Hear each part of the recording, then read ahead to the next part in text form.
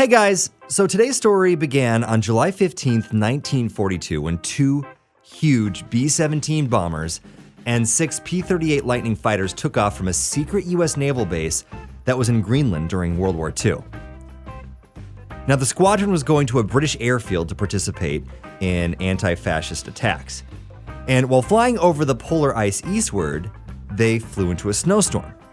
They had zero visibility, and the pilots had just heard that their planned fueling stop in Iceland had been canceled. So they turned around and headed back towards base. But they couldn't turn around with a low amount of fuel in this strong storm. The pilots understood that all they could do was execute a crash landing on the eastern coast of Greenland.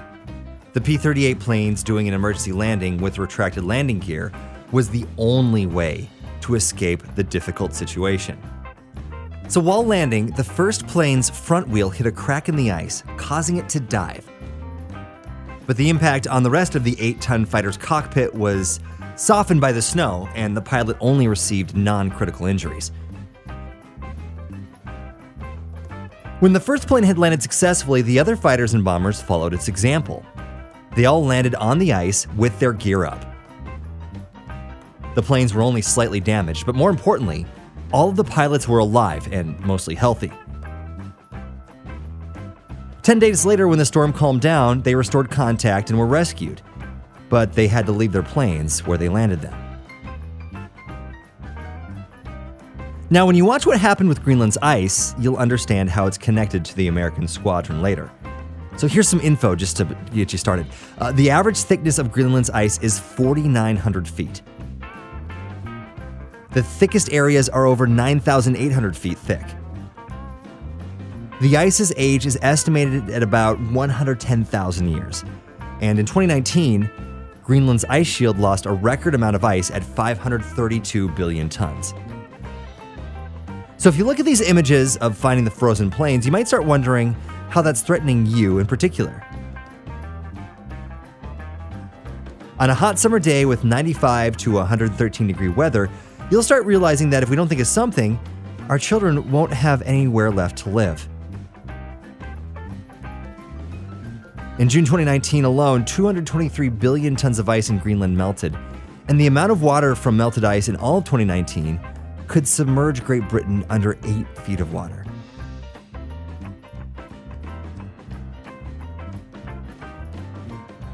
By the end of the century, Greenland's melting ice could raise the ocean level by 4 inches. Water levels are expected to rise by 3 feet by 2100. That means coastal cities like London, Shanghai, Hong Kong, Calcutta, and Pacific Islands might end up underwater. That will affect at least 300 million people around the world. So now back to those planes. So years went by, and some people remembered that there was a Lost Squadron in Greenland. People talked and journalists wrote, but that was about the end of it. Only in 1980 did they start talking about saving the planes. So Patrick Epps, an American plane vendor, suggested to his friend Richard Taylor that the squadron planes should be as good as new. He was even looking forward to sitting in a fighter. All we'll need to do is wipe the snow off the wings, fill them up, start the engines, and take off. Nothing more, nothing less. The plane fanatics needed a few years and a lot of money to finish their mission. They went on several expeditions, but only after gathering all the necessary information did the situation start becoming clear. 8 years later, in 1988, an Icelandic geophysical engineer using a complex radar was able to discover several large objects under thick ice. Now comes the most interesting part. So considering how their small, homemade steam probe penetrated the ice surface, the expedition members could only watch in astonishment and extend the probe more and more. Finally, at 246 feet deep, they found the first bomber. None of the expedition members could even imagine that the planes would even be a few dozen feet down. And why would they think otherwise? Considering society was under the impression that ice forms over very long periods of time, i.e. hundreds of years to form just a few feet, it was the same assuredness that made society think that you need millions of years to create a coral reef. But here was evidence showing that you don't need humongous periods of time to form ice or reefs. This is when Epps and Taylor realized they couldn't just dig through or blow up so much ice. And that ice formed in just 46 years. So the expedition had to go home empty-handed. In 1990, they went back with a tool this time called the Super Gopher. It was just 1.5 feet tall, but it had a copper opening that shot hot water. The tool could melt an ice surface 4 feet wide at a rate of 1.6 feet an hour. Sometime later, the device hit a bomber's wing. After the Super Gopher reached the wing, they started pouring hot water in to thaw an area around the plane.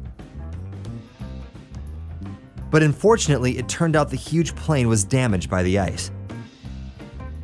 The second expedition was similarly unsuccessful, and Epps and Taylor once again returned home empty-handed. But they couldn't stop yet. A month later, they realized the compact and more durable P38 fighters had better chances of being undamaged under such thick ice. So in May 1992, the expedition went back for a third time.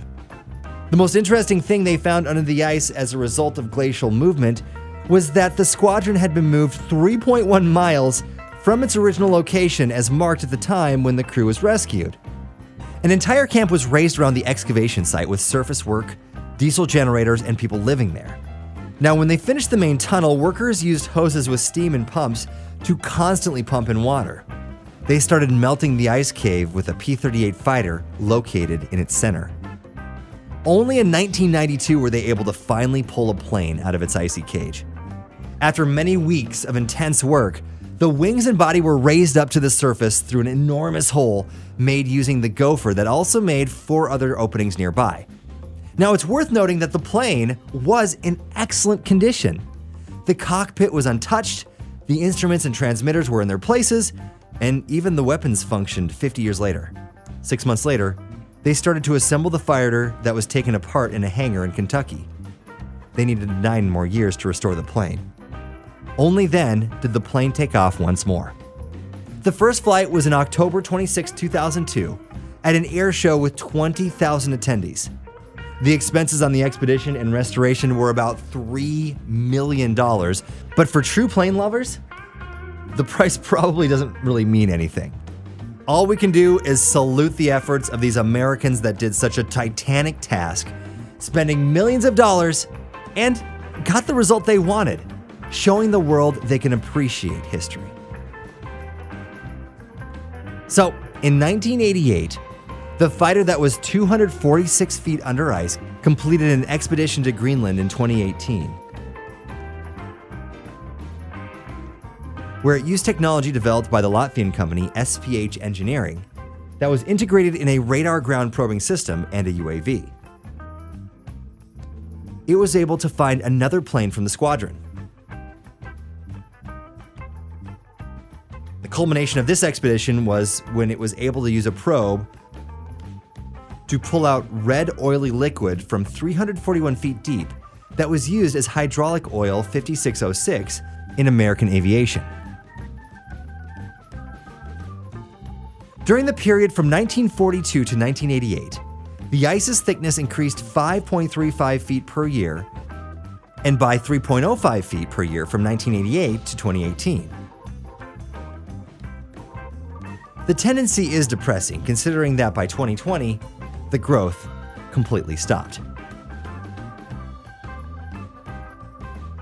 Of course, some will say, well, you could have just gone to see the official statistics and learned all of this in just a few minutes. And I agree, but what's the fun in that? Well, that's all for today. Hey, be sure to leave us a like and comment if you learned something new, and we'll see you again next time.